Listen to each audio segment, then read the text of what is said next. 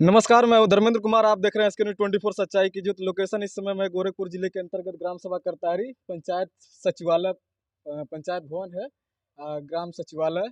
और यहाँ एक खुली बैठक हो रही है, मीटिंग है। और आइए जानेंगे मीटिंग किस आधार पर हो रही है, क्यों मीटिंग हो रही है, जानेंगे। आप देख सकते हैं ये बैनर लगा है, ग्राम पंचायत विकास योजना निर्माण हेतु खुली बैठक। ग्राम पंचायती राज विभाग के लोग जुड़े हुए, इस विभाग से लोग जुड़े हुए हैं, आए हैं मीटिंग पर संबोधित करने। उनसे हम जानकारी रूबरू करवाते हैं, जानकारी लेते हैं। क्या नाम है आपका? हमारा नाम शेषनाथ यादव है। हम प्रधान प्रतिनिधि हैं।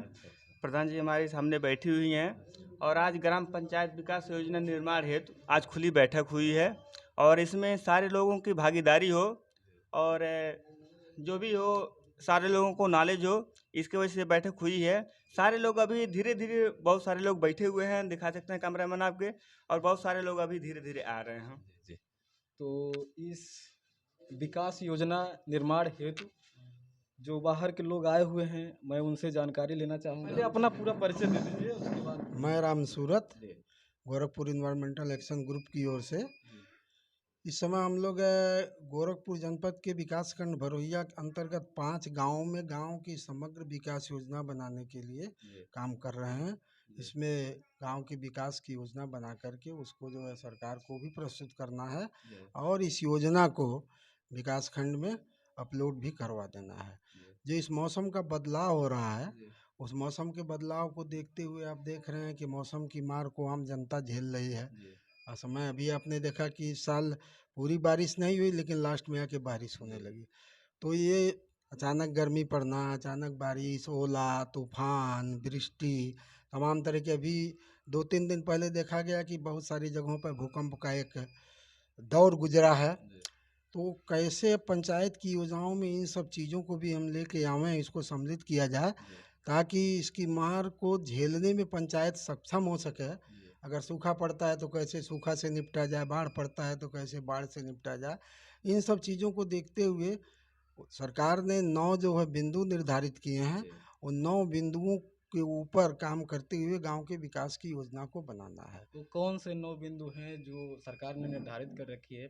कृपया एक एक बिंदु को हमको विस्तारित से अब एक एक बिंदु के ऊपर मैं आपसे बात करूं जी, तो बैठ जो जाइए। पहला बिंदु है वो है स्वस्थ गांव, कि हमारा गांव कैसे स्वस्थ हो।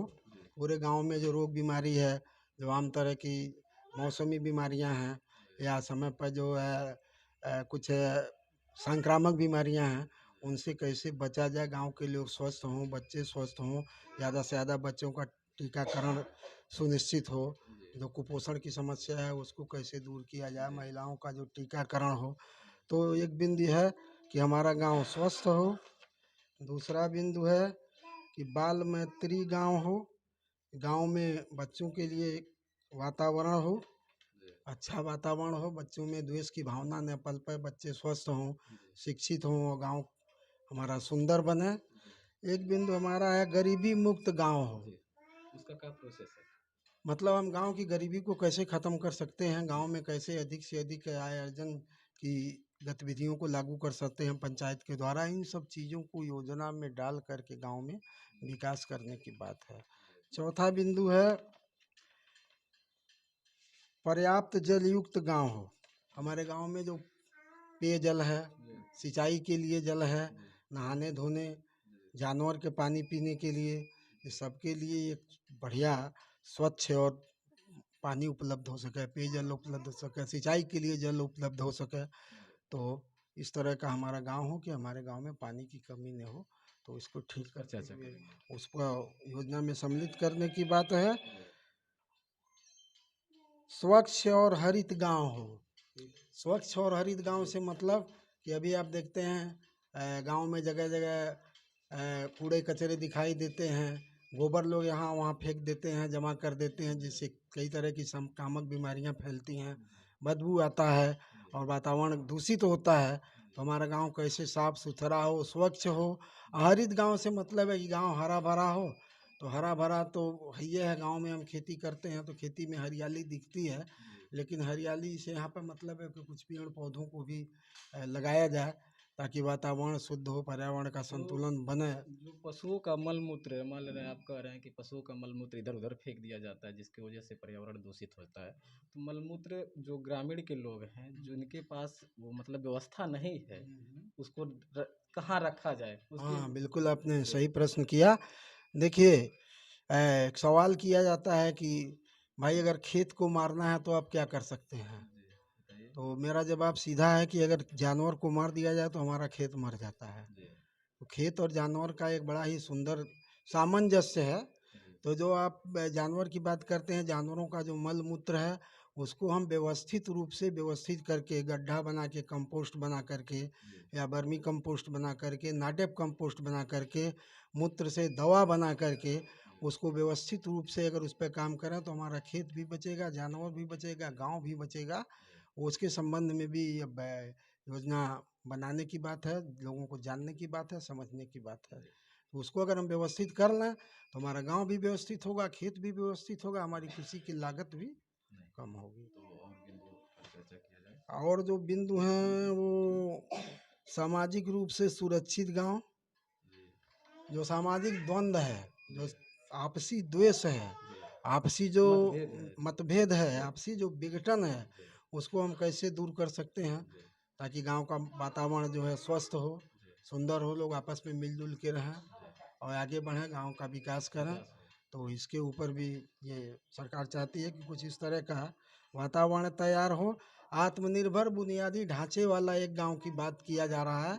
अब देखिए, गांव के विकास को इस तरह से ले जाना है कि गांव में खुद एक ऐसा सिस्टम बने, ऐसी एक व्यवस्था बने जिस व्यवस्था के अंतर्गत गांव सभा की अपनी भी इनकम जनरेशन करने की क्षमता बढ़े।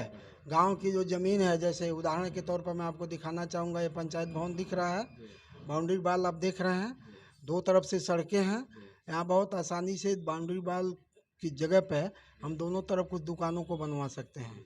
हम चाहें तो आसानी से 10 दुकान उधर बन सकता है, 10 दुकान इधर बन सकता है। पंचायत भवन में जो ये बना है, क्या इसमें दुकान मतलब खोलना और बनवाना।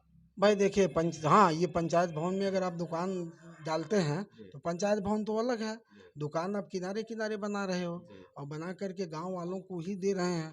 तो उससे एक तरफ जहां गांव वालों की रोजी रोटी में बढ़ोतरी होगी, पंचायत दूसरी भवन तरफ का जो बाउंड्री है, बाउंड्री के दोनों तरफ मान रहा है रास्ता है, तो जगह कहाँ बच रही है? बच तो रही जगह, फील्ड ही है ना बाउंड्री। अरे भाई, दुकान जब आप बनाएंगे तो आपके पास ये जगह नहीं दिखाई दे रही है? पंचायत के अंतर्गत जो जमीन है, एक दुकान बनाएंगे तो कितना जमीन आप कपाई करेंगे?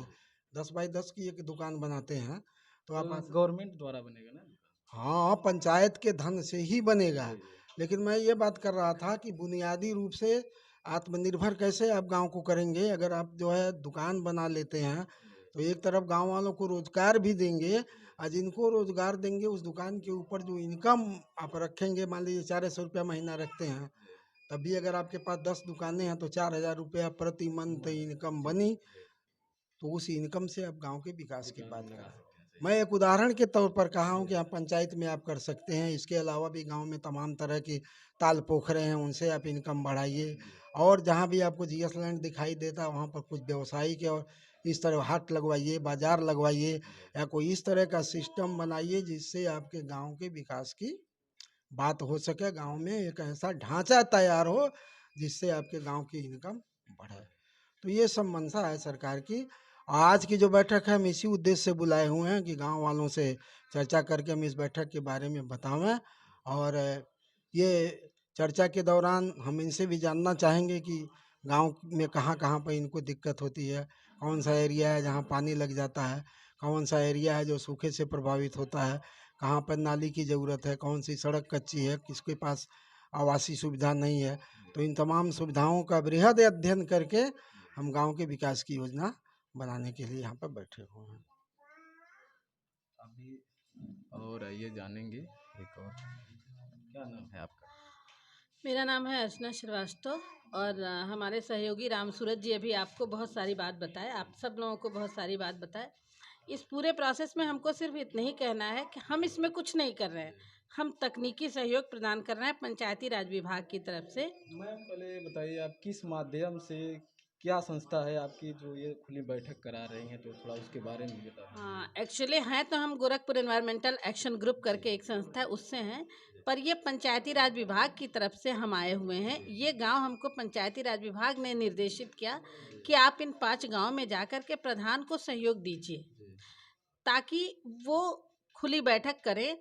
या खुली बैठक ही की बात नहीं यहाँ पे हो रही, यहाँ पे ग्राम पंचायत विकास योजना एक पूरे योजनाबद्ध चरणबद्ध तरीके से बने।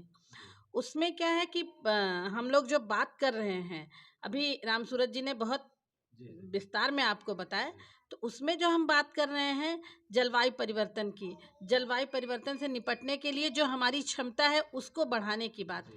तो पंचायत किस तरीके से अपने लोगों की क्षमता वृद्धि करे, उसके ऊपर हम ये बात आपको तकनीकी सहयोग प्रधान जी को प्रदान करेंगे, ताकि वो अपनी योजना जो बनाए, योजना उनको ही बनानी है, लोगों को ही बनानी है, पर लोग महिलाओं की भी भागीदारी हो, लोग भी अपनी बात कह सकें कि हमारे टोले पर ये दिक्कत है, हमारे टोले पर वो दिक्कत है। और सिर्फ खड़ंजा और शौचालय से के बारे में ना सोचें। अगर खड़ंजा और शौचालय के बारे में भी सोचते हैं तो ये सोचें कि हमारा अगर बाढ़ का एरिया है तो शौचालय ऊंची जहाँ पे हम बनवाएं, खड़ंजा हमारा बने तो दोनों तरफ पानी निकास का रास्ता हो। तो इस तरीके से सोच करके बनाएं, ताकि जो अभी 9 बिंदु की बात कर रहे थे, चाहे वो स्वच्छ गांव हो या स्वस्थ गांव की बात हो या पर्याप्त जलयुक्त गांव की बात हो, तो ये सारी चीज़ें लोग, योजना इन्हीं की होगी, उसमें हम थोड़ा सा इनको सोचने के लिए उत्प्रेरित करेंगे कि किस तरीके से वो उन चीज़ों को आपदा के परिप्रेक्ष्य में देख सकें। इतना ही हमारा काम है। Thank you. तो आप देख सकते हैं गांव के विकास, गांव के विकास को लेकर ये जो बैठक, खुली बैठक हुई थी, इसमें जो पदाधिकारी हैं, लोग आए हुए हैं संबोधित करने वाले, और आप उनसे रूबरू हुए। फिर मिलते हैं एक नए ताज़ा खबरों के साथ, तब तक के लिए दीजिए इजाज़त। नमस्कार। बंद करो। ला, अमर कर दे।